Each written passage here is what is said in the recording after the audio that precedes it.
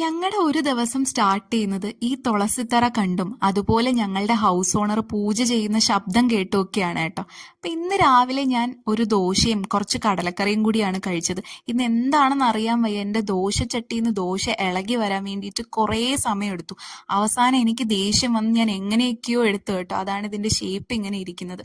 പിന്നെ ഒരു 11-11:45 ആയപ്പോൾ ഒരു മാങ്ങ ചെത്തി കഴിച്ചു കേട്ടോ. നല്ല മധുരമുള്ള മാങ്ങയായിരുന്നു, അതുപോലെ നല്ല മണമായിരുന്നു ആ മാങ്ങയ്ക്ക്.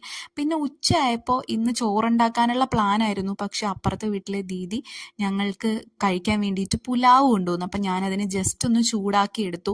പിന്നെ അതിൻ്റെ കൂടെ കഴിക്കാൻ വേണ്ടിയിട്ട് കുറച്ച് ഗ്രീൻ പീസ് കറിയും കൂടെ ഉണ്ടാക്കിയിട്ടുണ്ടായിരുന്നു കേട്ടോ.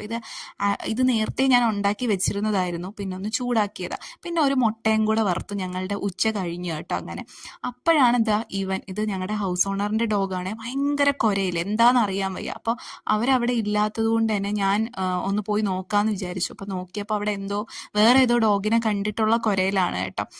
അതൊക്കെ കഴിഞ്ഞ് വൈകുന്നേരം ആയപ്പോഴത്തേക്കും ഞങ്ങൾ ഒരു ബർഗർ കഴിക്കാനുള്ള മൂഡിൽ വെളിയിലേക്ക് ഇറങ്ങി. ലസ്സിയാൻ കഫേ എന്ന് പറയുന്ന ഒരു കഫേയിൽ വന്നിട്ടുണ്ടായിരുന്നു കേട്ടോ.